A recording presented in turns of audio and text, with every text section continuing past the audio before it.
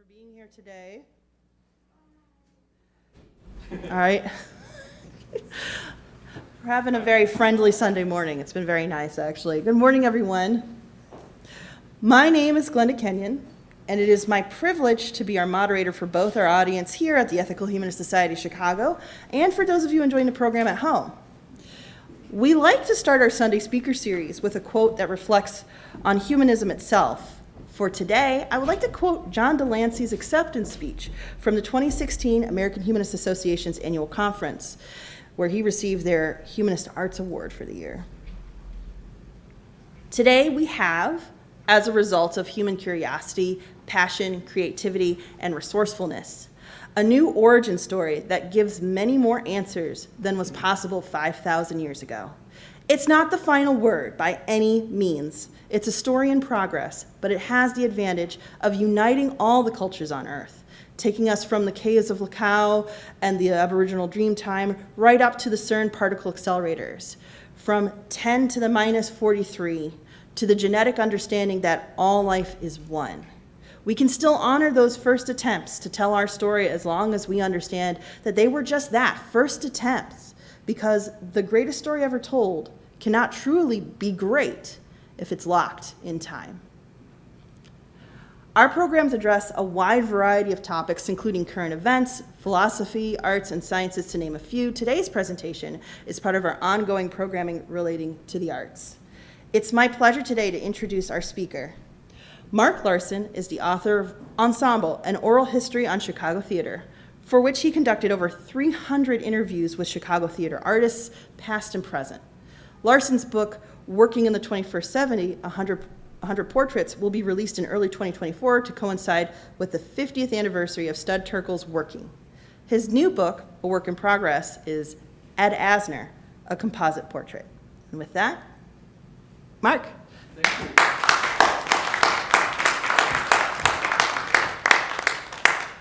Thank you. Thanks for being here. It's nice to be back here too. I think I've been here twice before with other projects, and I love what you've done with the place. It's amazing to see how much is going on here. I love this background. I don't know who painted it, but I hear it's one of you. It's wonderful. I've got to thank Sherry for inviting me back again. I really appreciate that. I have to say this too. When I do these talks, I always get here early because there's always something that goes wrong, no matter how much people assure me that their tech people are great. Ray and Phil and Steve are top of the line here, I must say. I had about 45 minutes to kill because they just took care of everything, all the little nuances I was looking for. Thank you guys, really, I really appreciate it. Ethical humanists, I was just, as you were reading that, I was just thinking, I was remembering, after Ed died, there was a lot of talk about, he was talked about and described as a socialist and various things like that. And his son, Matt, tweeted out, I wish I brought it, but tweeted out to the effect that my dad had many socialist tendencies. He preferred to be called a humanist. And he was very flawed. He had all sorts of things, and he was also a magnificent person. And that's what I'm hoping to capture in this book that I'm working on. It's a work in progress. Sherry had invited me to be here for when I was working on Ensemble, which is interesting, I'd like to note, and thank all of you, because it was the first talk I ever gave on the piece, because it hadn't even come out yet. And I loved being able to meet with people who were asking me all these questions. It made me go back to my desk and go, all right, I have to think about that, I have to think about that, maybe I'm missing this. And so when she said, I know that your book on Ed is still a work in progress, would you talk about it? Yeah, I kind of jumped at it. So you're the only group that I've done that for twice. So I jumped at the chance to do that. This is a picture I took. It's not a great picture by any means, but it's the picture I took of Ed the day we met. It was March 10th in 2016. He always, as I'm going to talk about in a minute, he always sat at his desk like that. And I took this just as I was leaving. And I was there to interview him for Ensemble. We were meeting at his home in Tarzana, outside LA. I was immediately grabbed, though. As Glenda said, I interviewed well over 300 people for Ensemble alone. But there was something about him that really captured my interest. I'd been a big Mary Tyler Moore fan to begin with. I was fascinated by the guy, but there was something about his candor and this longevity of a career that began in the 50s and continued practically to the day he died. That fascinated me too. And when I was talking to him at that point, I had yet to find out the controversy around him and how he lost Lou Grant, the show Lou Grant, and I'm going to focus a bit on that today. So when Ensemble came out, hey, Jen, this is that dinner. We had dinner after he did something at Piven, so that's why we're sitting there. But once Ensemble came out, I needed a project. I desperately need projects. And I thought, wouldn't it be neat to, instead of this sweeping book about all of Chicago theater and all these people, what if I focus on just one life? Because it's got a chronological movement, and it's just one person. Well, that turned into dozens and dozens of interviews because I just have what's that called, like project creep or something, mission creep. It just keeps growing on me. But it's been a great pleasure. And so I've been talking to dozens and dozens of his colleagues and friends and members of his family. I also spent, I think I did about 15 interviews with Ed, both before COVID and then after COVID, and then during COVID, we did it on Zoom. So that's what was happening.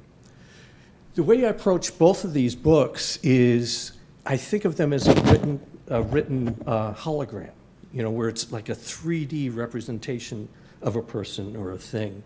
And this what you're looking at is a Holocaust survivor, and he was being recorded for that. And you can't see it very well in silhouette, but he's being filmed from multiple perspectives all at the same time, which results in, that's not really him, that's a hologram of him speaking to an audience, right? That's what I'd like to capture in print. That's what interests me. Multiple perspectives to give a 3D sense of who Ed Asner was. I hate to say was. I did that with Ensemble too. This is a page from Ensemble. You can see that the first person to speak is Julia Louis-Dreyfus. She talks about Sheldon Patinkin. A guy named Rush Pearson comes in with his memory of Sheldon Patinkin. The idea is to make it feel like they're all sitting at the table together. So this is a page then from the manuscript of the book on Ed. This is not a picture I took, but it's exactly what I saw when I would sit with him.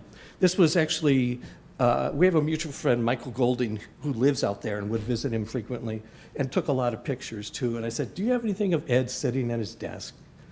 And he had this. So this is exactly my view, except at that point it wasn't a cat, it was this baby bulldog that he had just got. He loves bulldogs. Always in shorts, like that. That's Michael Golding in the second picture on the far left with the mustache. And if you look to the right, what you're looking at is the knees of some guests. When you visit Ed, for some reason, you always sit at the desk. And Michael said it's like being on a talk show. But he would sit there, plant himself, and this was my view. I took this picture when he ran off to the bathroom. In the foreground, you can see my little notebook on the left. In the foreground, my recorder, a release form, some notes. I loved sitting there, even though I was extraordinarily nervous the first time. Sometimes you get mixed up, you say the wrong thing, and I wanted to say something about Up, that Pixar film that's so wonderful, and I right off the bat mentioned Up, but called it Big. It was a monosyllabic word, and that's how my mind goes. Monosyllabic, got it, it's big. No, it was up. And he if you can hear his voice in your head, he kind of grumbled, I was never in fucking big. So that was a great start for me. But that's my view. And hearing that voice, which is so incredibly familiar to me, really gave me a sense of history and longevity. And I was just hooked on him. Here's a front view of his desk. I love that he has his nameplate on it so you know you're in the right place, as my friend Jennifer said. Note the masks on the Emmy Awards. But he has 7 Emmys, and you sit amidst this stuff and this memorabilia that just sort of kind of keeps going on and on. There's tons of stuff. Ed worked, as I said, practically to the day he died. And I'm going to give you a brief history of his acting career before we get to the activism. But this is a one-man show that he traveled with his daughter Liza to Utah and did this one-man show, 1 month. He desperately wanted to work. Not for the money, he just wanted to be out there with people. He died on August 29th, and you could see from this poster, September 2nd through the 4th, he was supposed to be in a show with Jamie Farr. That's 4 days after he died. So it was on his schedule. He thought he was going to be doing it. I called Jamie Farr just to get his thoughts on, Ed's passing, and he said, I was packed. My bags were packed to get on the plane to go out to do that show. That's how close it was. So I like to think that man was working to the last day. This is Paul Rudd, a great actor. I don't know why I mentioned this. People magazine named him sexiest man alive last year. And now, to add to that great honor, he's Ant-Man in the new Marvel picture that's out right now. But Paul Rudd's got a lot going for him besides that. And he said something about Ed in our conversation that's been sort of a guiding light for me. He said this, I feel like every generation has a relationship with Ed Asner. That can't be said of too many people. Is that a wonderful thought? And it's true. Elf, big, right? Yeah. I did it again. You see? Who pointed that out? Thank you. Just feel free to yell out any other things that I get wrong. I can't believe, big, she said. In 2012, actually, that's not that long ago, he was on Broadway with Paul and Michael Shannon and Kate Arrington. And I talked to Paul about that experience with Ed. And what he said, this is that tricky sound, guys. I asked him about that experience with Ed, and this is what he said. I think it's lovely. I think that also speaks to the type of actor he is that he cares. He puts in the work and he cares. In a way, that's the most impressive thing to me of all. So here he is in his 80s, and a play is hard. It is a difficult thing to do. 8 shows a week on Broadway, my God. And I think this is a guy who has worked for decades, been successful for a long time, lives in California, is now going to come out to New York, away from his house, for months to do a play. And he's not phoning it in, and he's not doing it for just to work. I mean, he cares about the play, and I think that was the thing that was the most amazing thing to me, and it's since been the case. I mean, when he's emailing me about autism and the causes he's involved with, but I would just think, my God, I hope when I'm his age, I can care that much about anything, because that seems to me to be the secret to any kind of longevity, is to care, to just be interested enough. His interests are apparent. and he had such a drive, and it just kind of knocked me out. It still does. Yeah. Isn't that lovely? Somebody talk about you that way, you know. And again, what I love is the cross-generational respect there as well. The book that I'm planning is not going to be a chronological, as I originally thought, not a chronological story. It's not going to be a biography. It is going to be a portrait. So if you imagine like a New Yorker portrait, except book length. And again, like I said, it's derived from many, many voices. But it's divided into three main parts, and it has a prologue and an epilogue. The first part is the man. What was he like as a friend, as a family man, that kind of thing. It goes on to focus on his acting, which leads to the activism, too. And then those are the three main sections, and there's some overlap and so forth. Today, I want to give you just a brief reminder of who he was as an actor. There's that great Lou Grant character. And then talk mainly about the activism. I'd like to point out, actually, this picture was taken in 1989, and Ed was delivering, wasn't the only one, he was part of a group that was delivering 200,000 letters to Attorney General Dick Thornburgh outside the Justice Department. And the letters were asking him to withdraw his brief in a case before the Supreme Court, which sought to reverse the right to abortion. 1989, as Ed Asner. So, like I said, he got himself in hot water numerous times. It was just part of who he was. But we're going to focus on Lou Grant and what happened there. Okay? Sometimes, I found this TV Guide thing, I think it was TV Guide. Sometimes I'm so ambitious, I even fool myself. They described him as a charismatic and controversial leader in Hollywood. And the word before it is emerging. And that's interesting to me. He was beginning to emerge as this character, you know, this activist. I had a great conversation with Lindsay Krause, who's a wonderful actor. And Lindsay shared the screen with and co-starred with Ed in something called Daniel, a Sidney Lumet film. Timothy Hutton was in it, and Mandy Patinkin.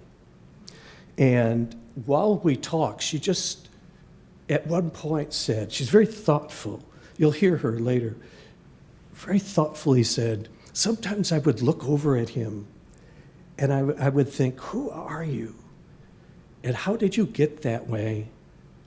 And where did you find the courage? And I thought, man, Lizzie, you just gave me the focus of the book. Who are you? Let's figure that out. How did you get that way? How did that even happen? And where did you find the courage? And that's what we're talking about today. So the actor. Some of you may be familiar with IMDb, the International Movie Database, where it has all this information on films and stars and that kind of thing. And they list everything they've done. If you look at Ed's IMDb page, it's hundreds and hundreds. I wanted to print it out. I wanted to find a way to convey it to you. But when I printed it out, it's something like 27 typed pages. I didn't know any way to convey that to you except to say, it's really long. He did a lot of work. And I asked him about that at one point, and this is what he said about it.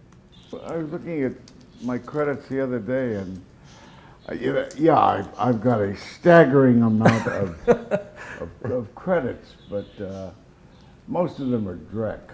Drek, Shit, yeah. I don't know if you caught it. I said, Drek? And he said, yeah, shit, yeah. Well, that's part of his candor. I think part of him felt that way. And then I said, Mary Tyler Moore, Drek? And he goes, you're choosing one example. But I think a lot of people would beg to differ about his resume. If you may not have even watched the Mary Tyler Moore show, but I bet you know this voice and this line. This is a line that occurred, 53 years ago on television, September 19th, 1970, Mary Tyler Moore show, just 10 minutes into what would become a hit show, a major hit show.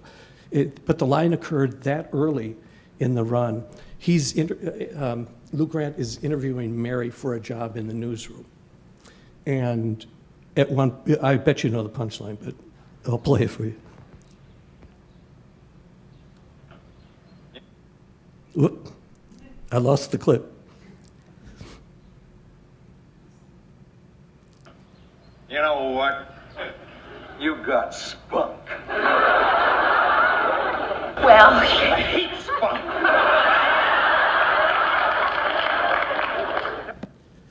To the day he died, people would stop him and say, "Would you say it for me?" And one of the things he told me was, the funny thing is, I love spunk, which you can imagine. It's found its way into our culture, right? Which is pretty interesting, too. Ed started his career, some of you may know this, here in Chicago, at the University of Chicago, at something called the Playwrights Theater Club, there's a big section on that in my book, Ensemble. It was co-founded by David Shepard and Eugene Trubnick, and I'll show you another guy, Paul Sills, in a second. But they were attending the University of Chicago, and there was no theater department there whatsoever. They created their own company. The Playwrights Theater Club, in about a year and a half, if even that, did something like 24 classic plays.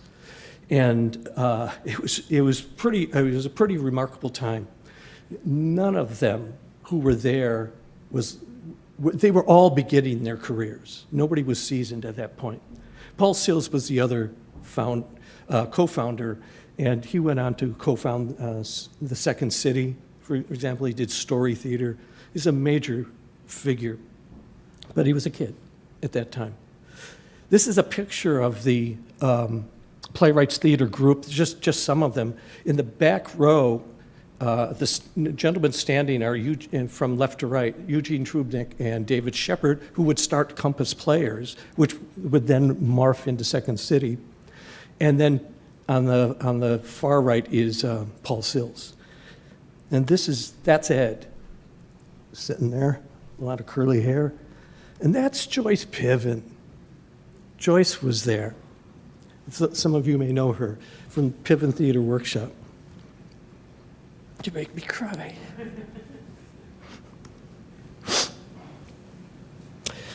Here are some of the other people who performed there. On the left, from left to right, is Mike Nichols and Elaine May. Nobody had any idea who they were.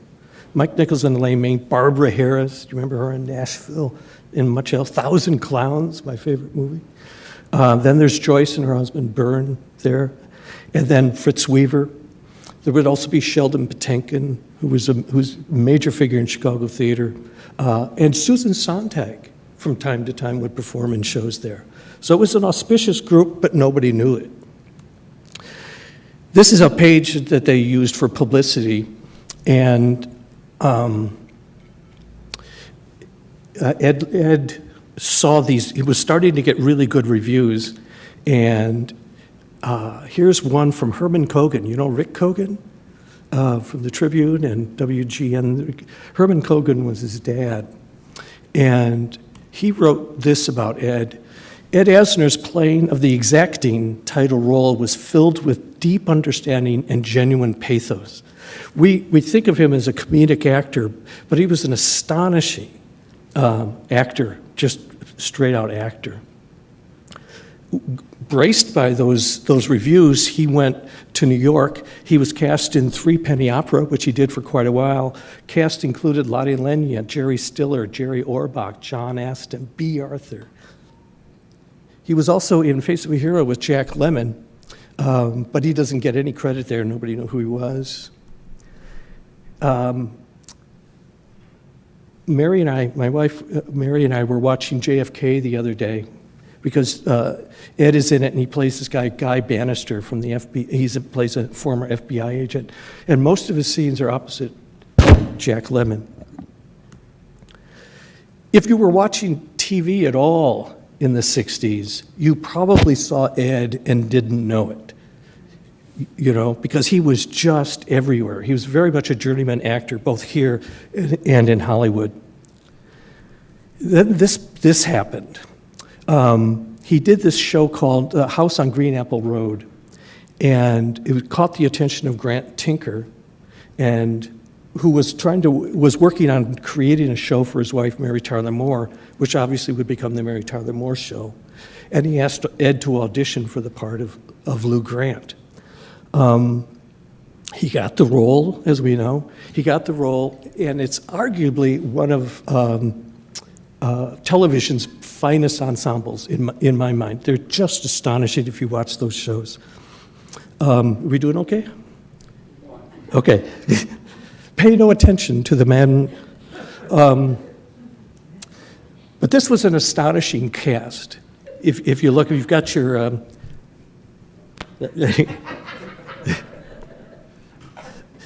I bet the people who are streaming can't see this, so they're wondering why I'm acting this way. But okay, onward. Thank you. Interestingly, Gavin MacLeod, who played Murray, was originally supposed to be Lou Grant. And the last time I saw Ed, I walked in, and then one of the first things he said to me, I walked into his kitchen, and he said, "Gavin's gone into hospice." So that got him reminiscing.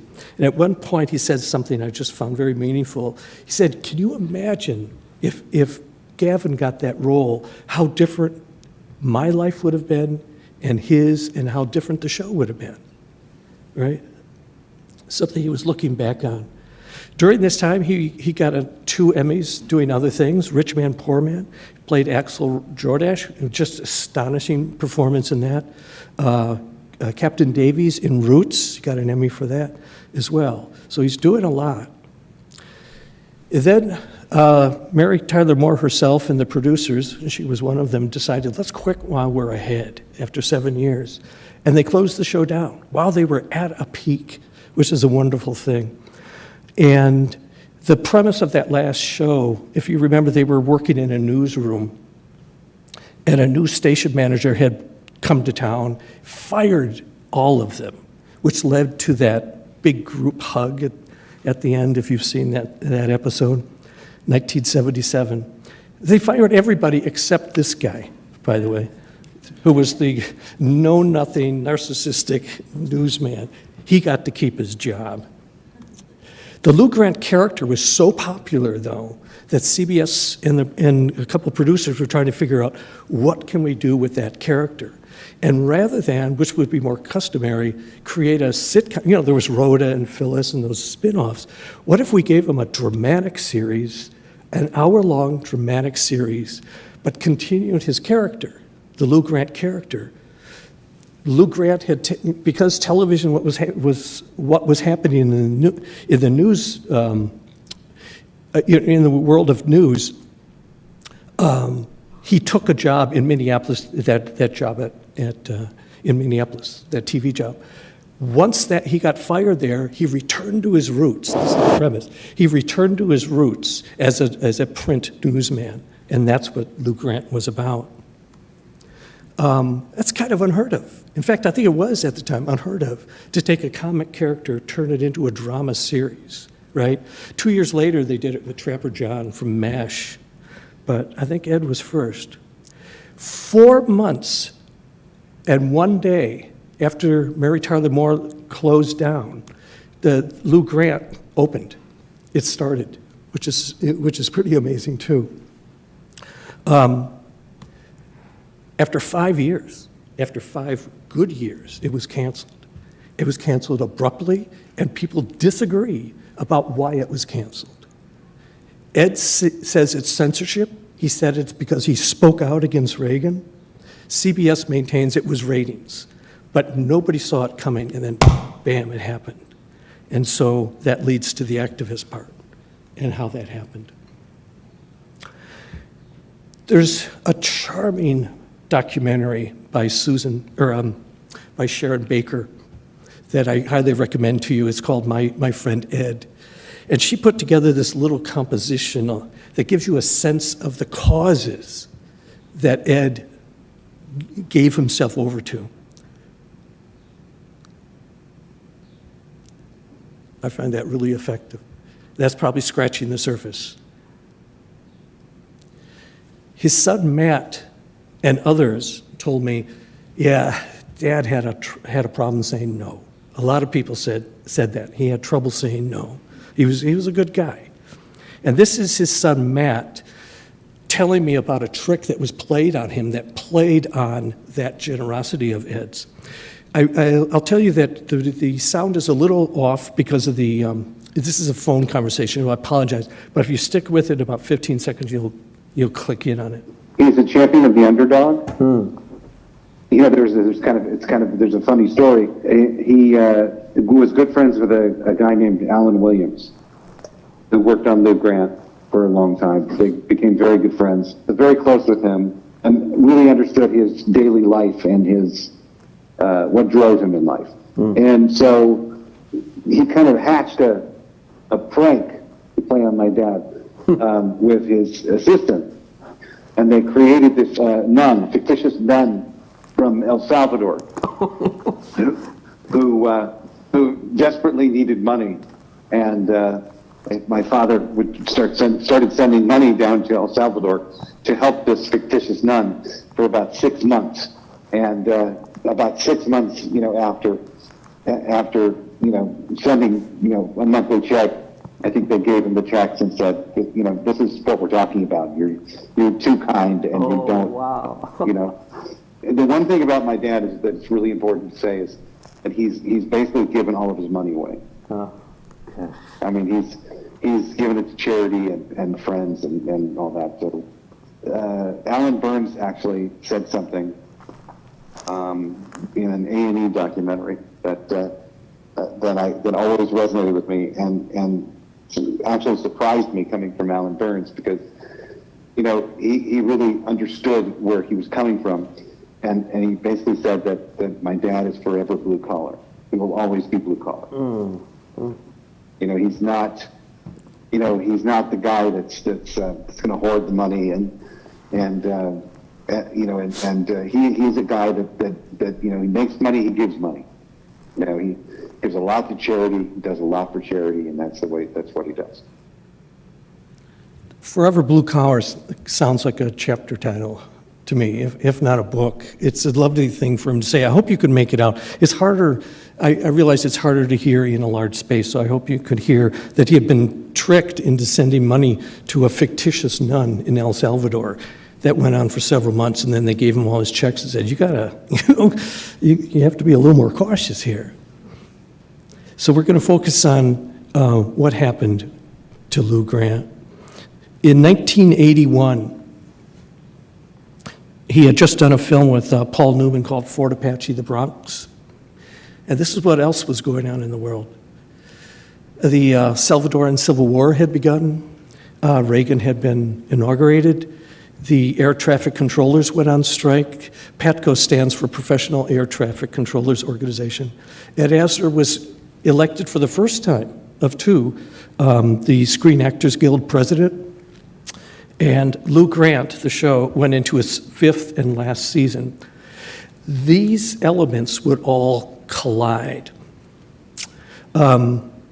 Ed has referred to himself as a staunch union activist.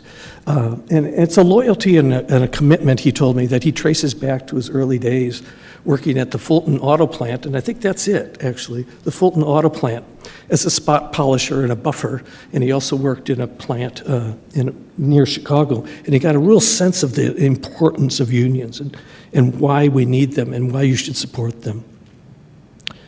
So when one of Reagan's first actions was to fire the air traffic controllers, you may remember this, it was quite a big deal. And it was striking too, striking, no pun.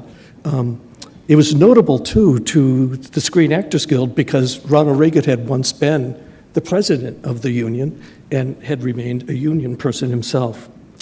Ed, at that time, was beginning to understand the significance of his profile by now. Remember, most people didn't know who he was in 1970. 1981, we've got a different person now.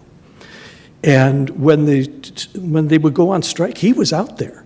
In fact, they kind of built the schedule for Lou Grant around his being able to get out there and be on the strike line. he described for me what it was like to begin to feel the power of leadership, get a taste of leadership. And I thought it was interesting. I wanted to share it with you. This will be easier to hear. About that time, and my feelings. Yeah. I was on a fast trade. I wanted to leap on and be the headlight as we plunged through the darkness. So it must have been exhilarating too, huh? It was. Well, being a leader at that time was newfound ground for me. And I know it was heady. It was a heady moment, and it made me feel less alone. Devil take a hindmost, I guess, is the cliche one employs. I didn't think of the consequences. There's that Ed Asner candor too. His voice sort of goes down. He says, I didn't think of the consequences. So he ran for president of the Screen Actors Guild, and that was his slogan, I guess, to differentiate him from actors who make no sense, I suppose. But I was happy to find that button. He ran against William Shallert, who you might remember as Patty Duke's dad. I remember watching that show. And he won. He won. He got something like 9,000 some votes to 7,000 votes. And a month after he became SAG president, the board voted not to give Ronald Reagan its highest honor. There's a board. It doesn't even have a name, they said, but it's their highest honor. And they voted not to give it to him because of what he did to the air traffic controllers, fellow union members. And that did not sit well at all, of course, with more conservative actors like Robert Conrad on the left there and Charlton Heston, who would they would butt heads throughout Ed's tenure, as a matter of fact, those two. You sort of get a sense of that in that picture. During Ed's tenure, a gentleman named Bill Zimmerman came to him. Bill Zimmerman founded something called Medical Aid for El Salvador.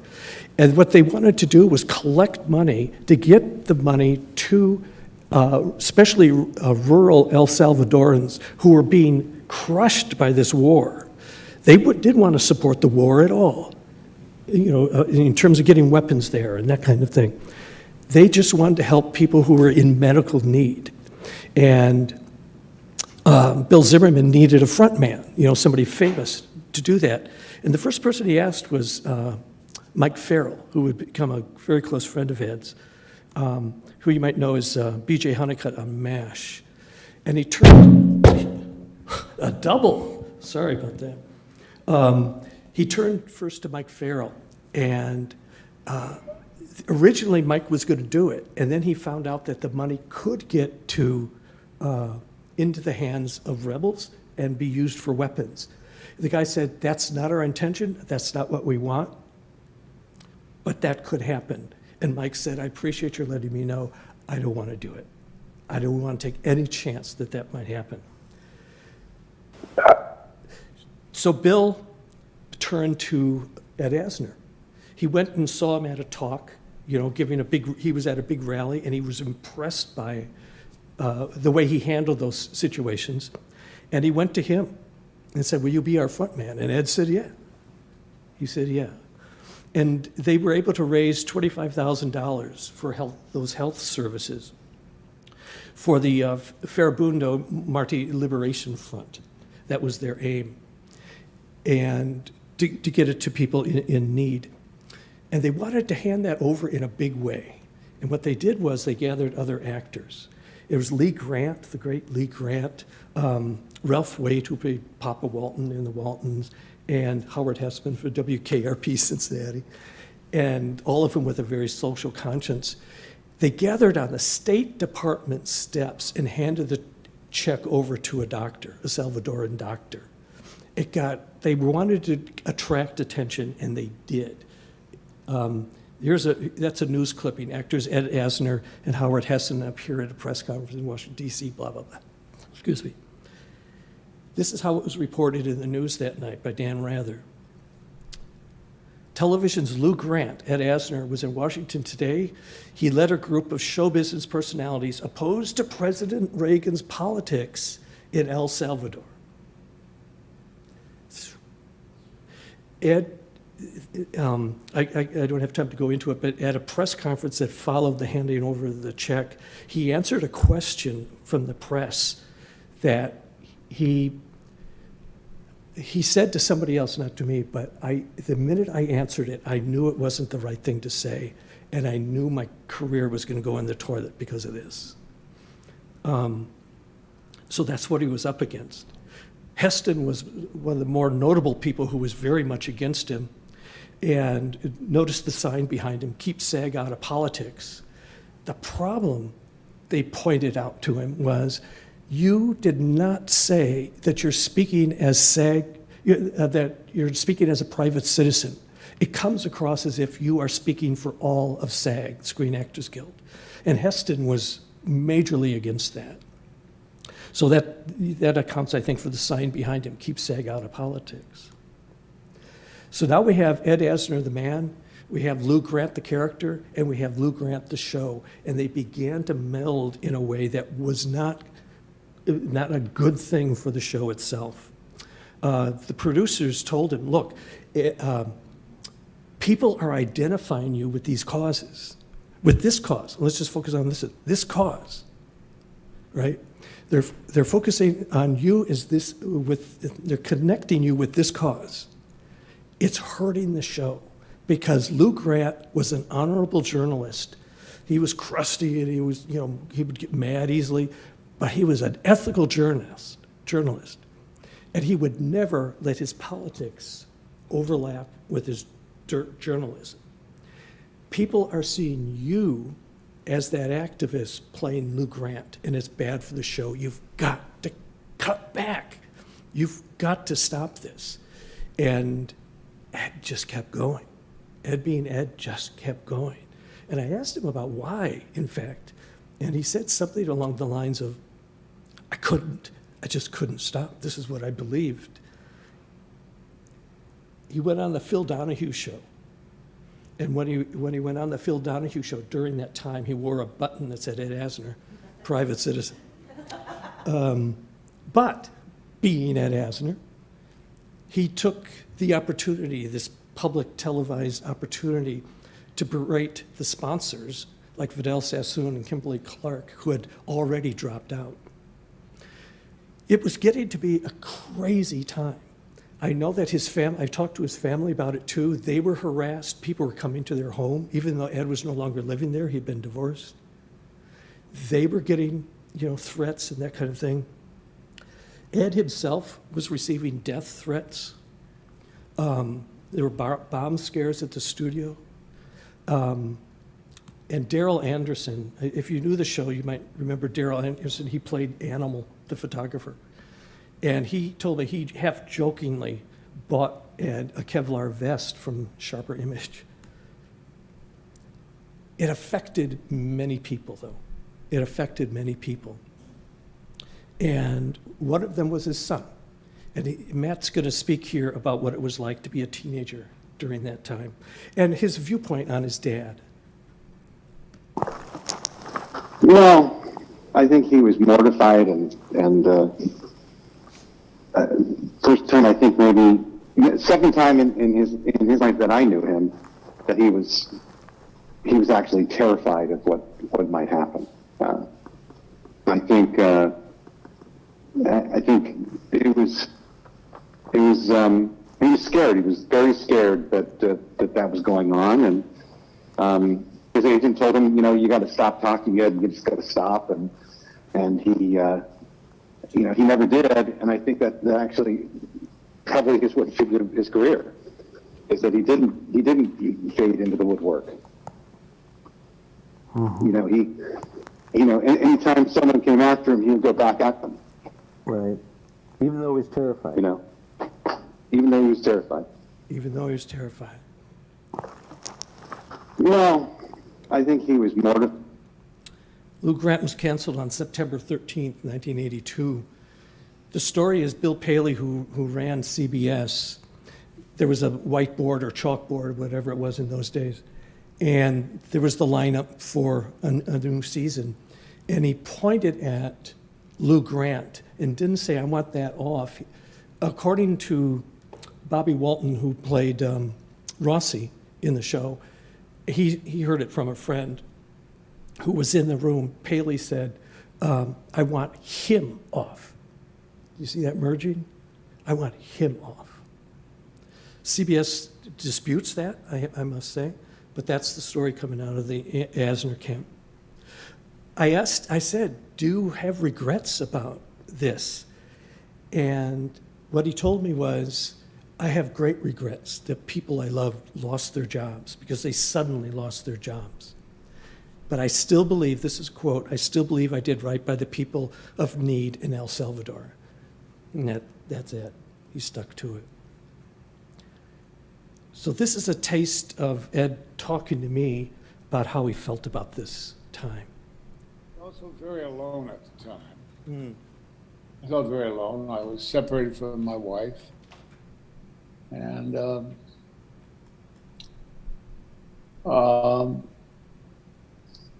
Martin Sheen, who we had done a little work together before that, he was already respected and adored by the left. And I felt very alone. And then the reporter in Variety, he took out full-page ads, which in essence were, Ed Asner, you are not alone. That's, It so buoyed me up. I wept. oh my. And would be forever grateful to him.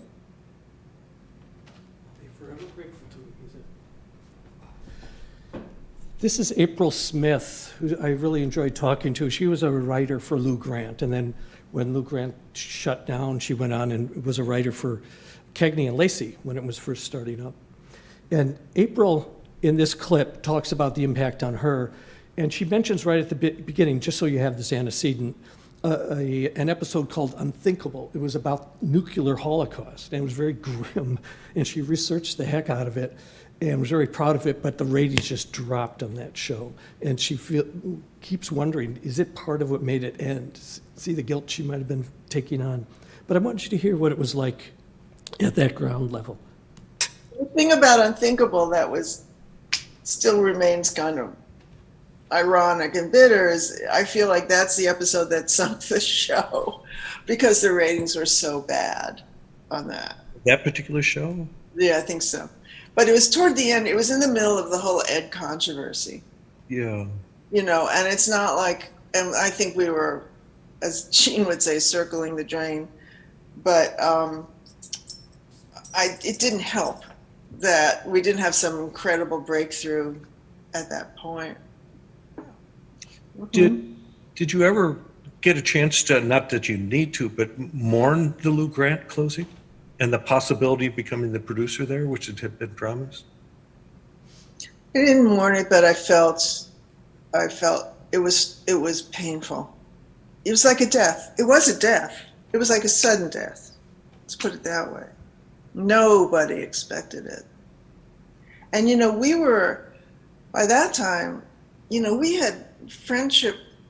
You know, Linda was my friend and her husband was we were really all like a family, but, you know, close. We traveled together. And all of that just evaporated.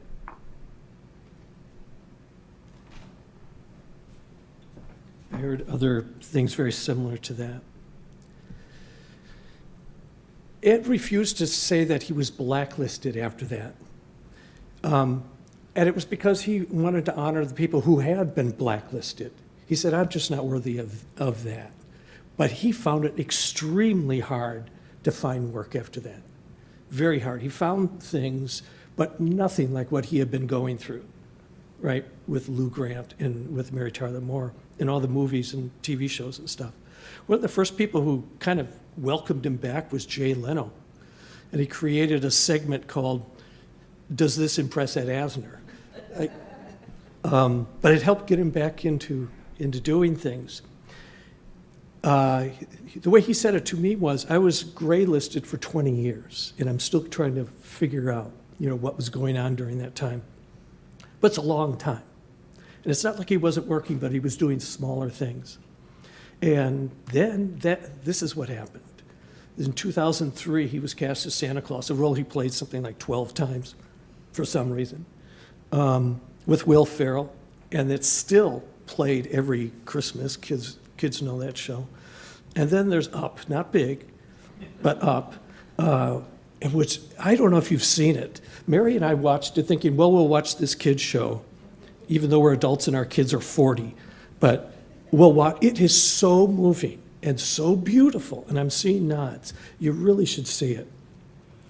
But he played that. Then there was the performance on Broadway in 2012.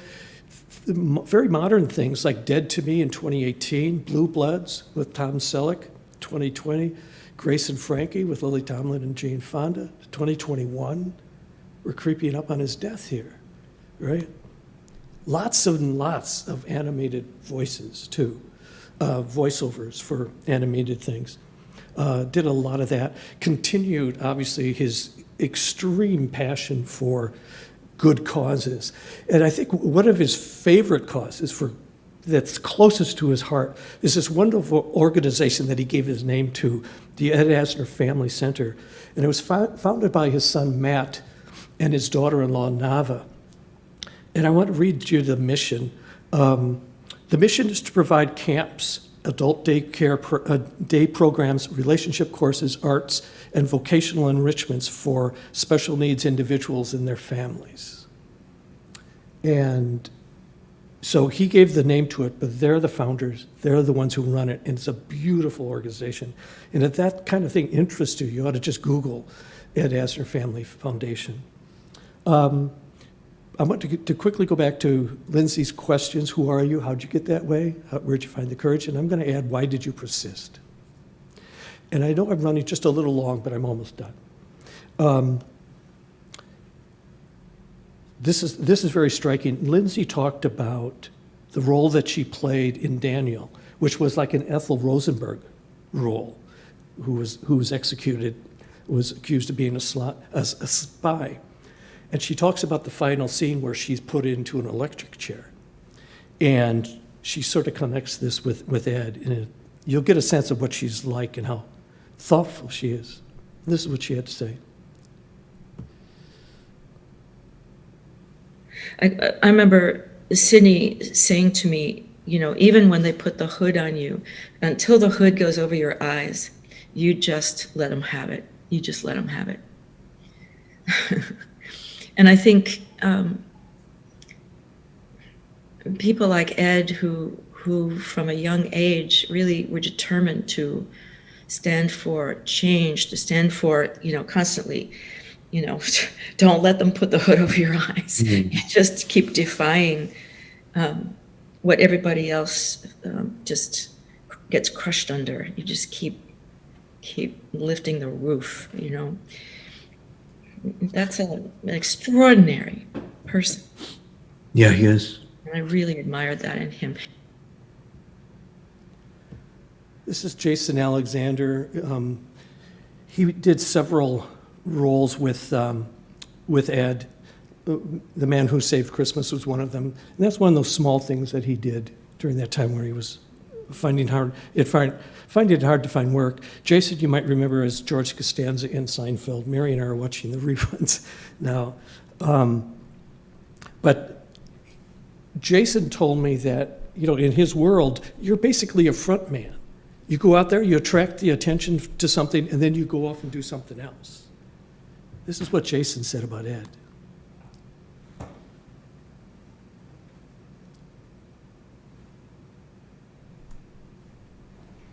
Ed trumped us. Ed did the work. Wow. Ed said, it's not enough to be the mouthpiece. I have to be the motor. I have to be the engine. I have to be the hands. And when you commit that far and that hard, you're the hero of some and the enemy of the others. And for a performer to take half his audience and chuck it takes enormous character and courage. Yeah. And you have to, and what Ed was saying was, I have two jobs in my life, but my activism outweighs my actor. And most actors don't make their living as an activist, and so they're very afraid to make that choice. Even if they were motivated to make that choice, it would leave them empty-handed. Ed was willing to take that risk. Still does. Absolutely still does.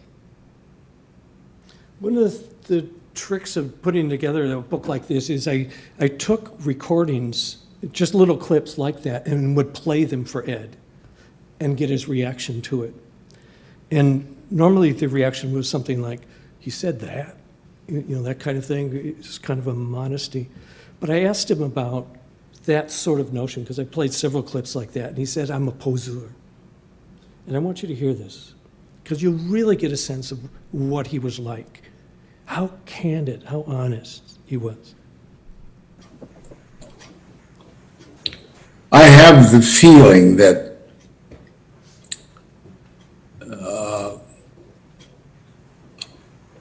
I'm not worthy enough to be a blacklisted actor, to be identified thusly. So I'm a poseur. Is that a new feeling for you, or have you always felt that way?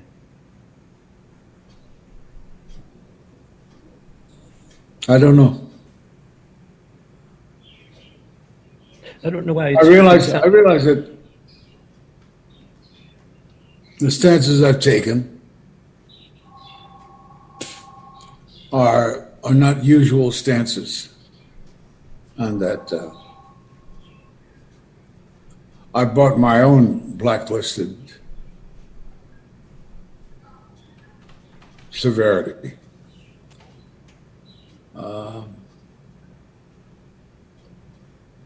I guess I'm running most of the time concerned that they'll find out I'm a phony. I don't know. There's even a name for that, imposter syndrome. It seems like it's something that might even come with a lot of adulation. It's, you wonder, am I worth all of this? Yeah, every time I get an honor, I wonder, why me? Oh boy, are you misguided? Yeah. Are you a dummy?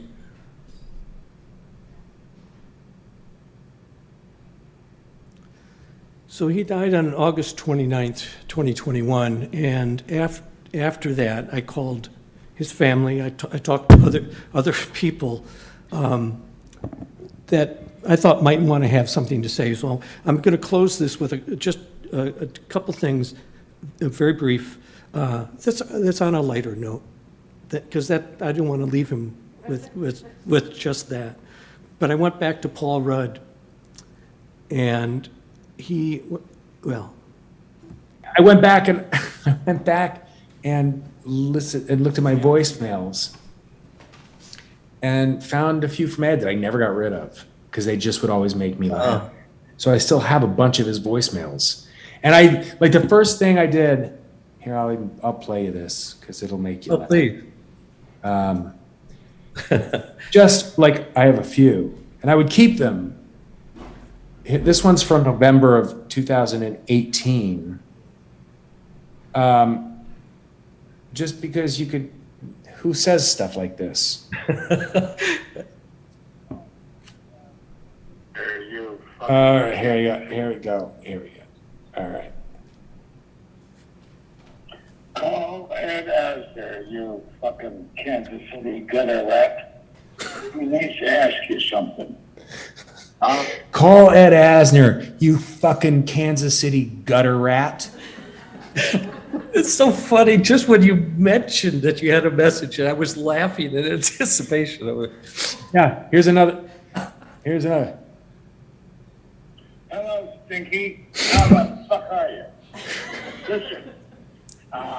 Hello, Stinky. How the fuck are you? That's wonderful. Yeah. And then he also left me some that are really nice, really sweet, where, he was, asked me about something or I don't know. But I saved them all. I still have them all. Yeah, And- you did. So great to hear his voice. Yeah. A Chicago newspaper asked me to write an article about him, and I did. And one of the things I talked about is he was two things at once at all times. He was both sides of the coin, seen at once, is what I said. Yeah. And then there are several other times where that line is so thin. He's crusty and rude and profane, Right. and a sweetheart. And that's always such a killer combination. I've always loved, that the rough exterior with the heart of gold. Yeah, and it totally worked for him. Yeah.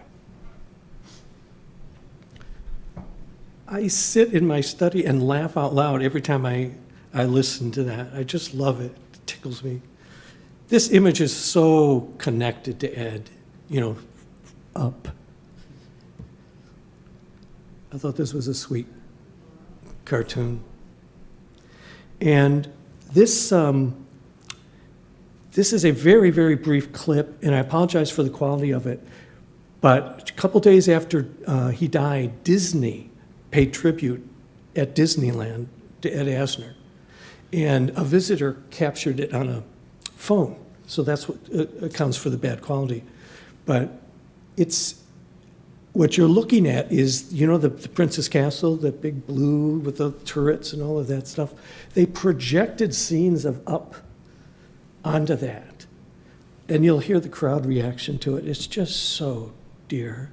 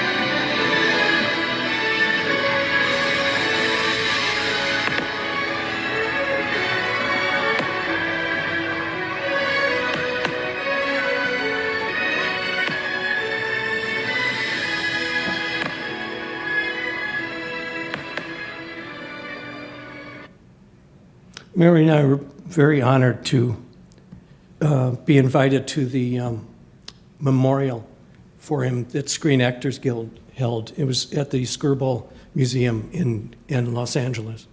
And I remember his friend Mike Farrell saying, "I'm so angry that Ed can't be here." He said, "I didn't think that an indomitable spirit would ever, ever quit." And that's the way he delivered it. I saw that as a theme for what it is that I'm trying to do with the book. And I asked Ed about it, and he had a very Ed response. What I'm so interested in is you've got this incredible persistence, to this day. And it seems like what I'm hearing there in these various stories is this phenomenal persistence of yours in determination to do this. Yeah. You stumbled on the right word. It's one of those Ed Asner compliments. You stumbled on the right word. Thank you. Thank you very much. I'd be happy to take any questions.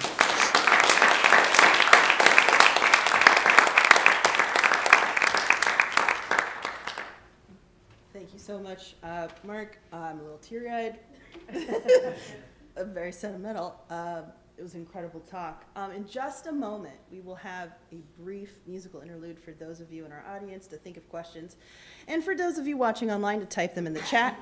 We also invite you to consider donating to the Ethical Humanist Society, whether with the QR code that's in person here in the back, or with the link that will be provided in the chat shortly. We suggest a $5 donation, but anything you're able to give will help us continue to put on engaging talks, as well as our other community events and programs we offer year-round. And with that, I hope you all will enjoy the musical interlude.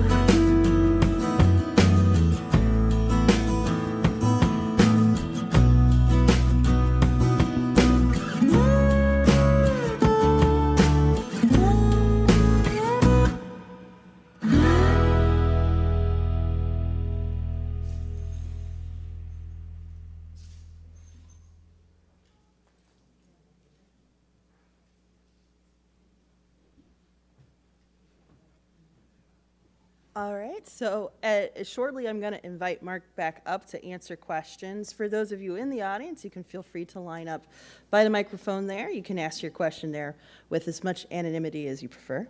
And for those of you who are on YouTube, please feel free to type any questions you have in the chat. They will be sent, and I will read them off to you in the order that I receive them. And with that, Mark, please come back up. Sure.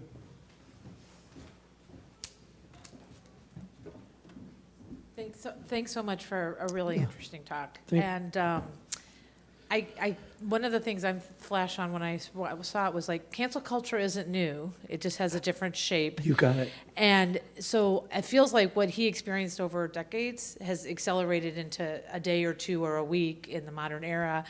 And I just wonder if you have a chance to reflect on the consequence, like how this looks in real time when all of these consequences are real and it sort of accelerated across the internet and whatever.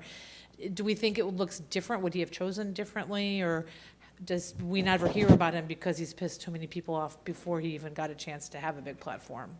It's a really great question. How do you extrapolate what we know about Ed's past and his dedication to these causes, and then see how would that fit in the present day? That's a great question. My hope with the book is that it would, without my drilling into it, would cause the reader to say what you said, which is, gee, when that was going on in 1981, it's accelerated now, and it'll make us look at our times differently. I obviously cannot answer the question, would Ed have thought that? I can surmise, based on my conversations. I can't imagine he'd go, well, let Trump be Trump. I just don't think that's not in Ed. That's not my political point of view. Well, I'm not expressing that as my political point of view, but I can't imagine Ed doing anything but fighting hard, because he was, he would start conversations a lot with politics and wanted to know what I was thinking and what's going on out there, that kind of thing. I think he would have fought it. But it's something, you've given me a question I need to grapple with. A question from online. Had you completed your interviews with Ed prior to his death, or were you expecting to conduct a few more? Well, you mean with others? No, with Ed specifically. Before he passed, were you expecting to, after August 29th, have more? Yeah, it took me by surprise when he died. I think I heard it on there. No, I got a flash on my phone about it. It took me by surprise. But you know what I did? The minute that we started the conversations, I thought, okay, I mean, the guy's in his 90s now. And he's not a healthful person. And so what I did was, in the first couple things, I went through his whole life, starting back university, professional life, and going through so that at least I'd have something of him throughout rather than have it just stop. I would love to have, there's all sorts of clips on here I cut because I was running long. There's so much I want to share, and there's so many things that I wish I could ask him now.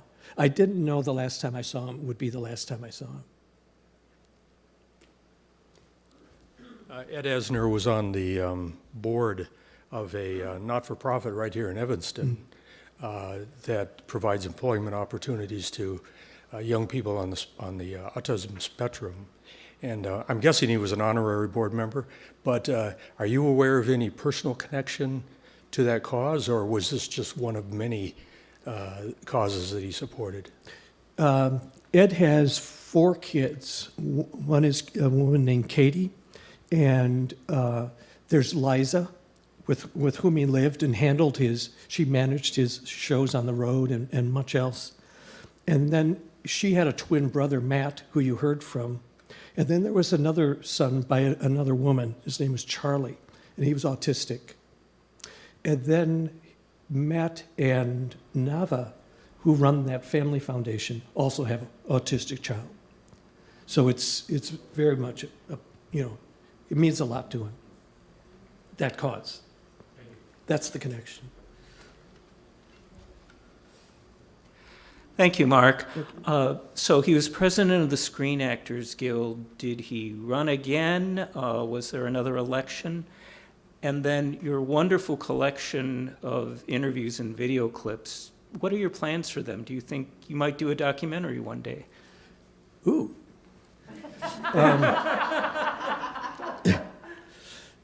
Well, I got so excited about that, I forgot the first part of your question.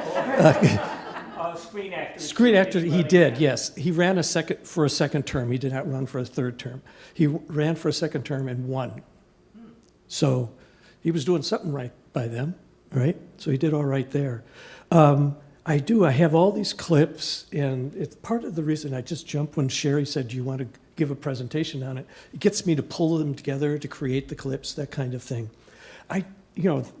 Ultimately it's for the book, but I don't know. I would love to do something on him. Whether it's in the cards or not, I don't know. But how long will he still be relevant? I don't know. But I think his persistence and his determination to face these causes in a bold way, I think is something that we ought to see right now. He was unafraid. Another question from online. Can you tell us more about your writing process, how you sift through, organizing, keep track of all the hours of audio and video recordings? I only laugh because I guess you could describe it as total chaos and worry. Mary, my wife, who's here, would tell you I'm just not an organized person. And I've got just hours and hours and hours of this material. And I keep thinking I've come up with the way to address it all. But this is my process. for whoever it is that asked that. Fake it. I just pretend I know what I'm doing, and somehow it starts coming together, you know. And each of the books too. There's another book I have coming out in February. I should advertise it. Whole different process. You sort of have to reinvent yourself in your process for each book, and I'm finding my way through the Ed thing. What is the Said Mary. It's called Working in the 21st Century. It's an oral history.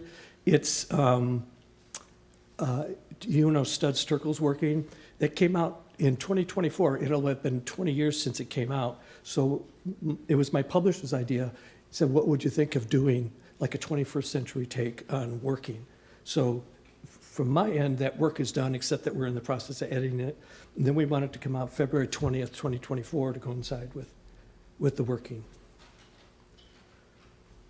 Wonderful talk. Thank you so much. I had a kind of weird childhood. My parents checked out of popular culture during the period when Ed Asner was canceled, basically. Oh. And so I grew up watching all those shows, but I think it started to cool around 95, 96. And the first time I ever encountered Ed Asner, I think, was as Roland Garrett in the animated Batman series, playing an evil corporate overlord who makes products and blah, blah, blah. I'm curious about what you gleaned from him about his animated work. It seems like his animated work, doing voiceover work for animated shows and things like that. It seems like it prolonged his career. He has such a distinctive voice. Did he feel proud of that work? I know sometimes it could be thought of as kid stuff.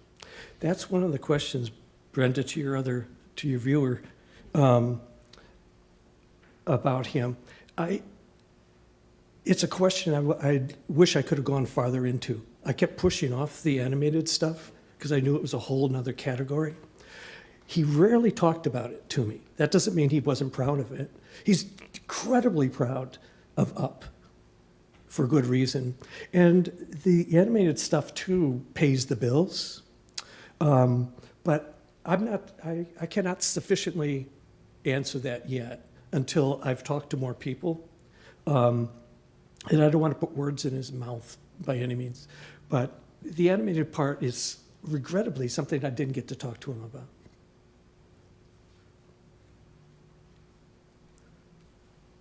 I think we'll have time for one more question. This question's more my question. Yeah.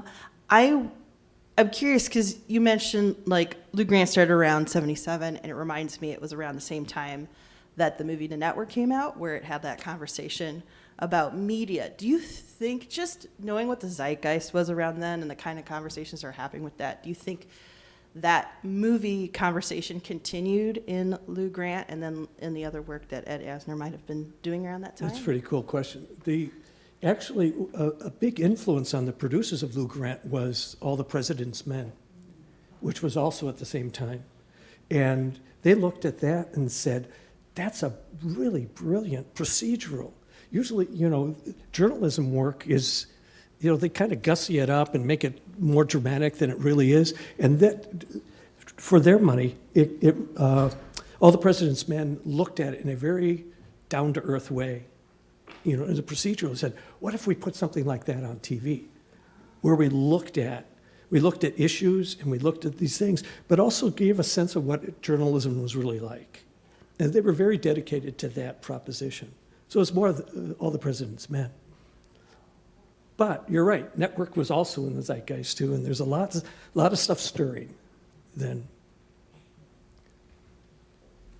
Anything else?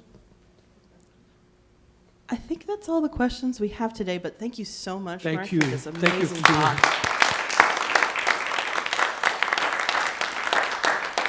Thank you, Sharon. Now, if you give me a moment, we will end today reading the announcements, which will be up on the screen. Please feel free on our website as well. We do have these listed for you. Ooh. It's like deciding which way I'm going to read this off of my phone. My apologies there. Our next Community Day program on Sunday, April 9th, will feature an ethical dilemmas discussion. Led by Katie Merrill, we will consider several potential situations which pose a difficult choice, either of which may mean violating one's sense of right and wrong. We'll break into small groups to examine how we might respond and then share our answers. Our Community Days programs are designed to bring us together to learn, grow, and volunteer. They will be open to the public, in person only, and will not be live streamed. That sounds great. Yeah. I just, full disclosure, I may be biased because I am the president of the board currently, but the Community Days have been excellent, and I suggest everybody should try them out if they get a chance. Our film discussion groups meet virtually each month for a lively discussion of 2 interesting, popular, and/or enlightening movies currently available on common streaming services. Our next meeting will be on Monday, April 11th at 7:15 p.m., where we will discuss The Whale and Tar, both available now on Amazon Prime Video. Contact our office for more info and the Zoom link. On Sunday, April 16th, Mitch Guido, I think I've said that right, Mitch Guido, a retired senior specialist agent with U.S. ATF, will present Parts Per Million, Canine Explosive Detectives. Accompanied by an Illinois State Police trooper, retired Brian Kellinger, and his canine partner Rosie, Mitch will describe how explosives detection dogs are trained to recognize hundreds of different types of explosives and weapons. Because of the sensitive nature and the information being presented, this program will be in person only and will not be live streamed or recorded. And if you're wondering if the speaker is worth it, yes, I've met him in person. He helped us with a project of ours here. He's very engaging, even when he's not trying to be. So I highly suggest you come. He's great. For more information on upcoming Sunday morning programs and other activities, see our website at ethicalhumanistsociety.org. Connect with us on Facebook and Twitter, and subscribe to our YouTube channel for videos of past speakers and future streaming programs. Usually at the end of our program, they suggest that we end with a quote. There's not really much to say with this one. I think if we all tried to live in a way where someone could speak of our legacy the way that Mark is able to speak about Ed Asner's, the world might be a little bit of a better place. And with that, I hope you guys enjoy the rest of your Sunday. Thanks so much for joining us today.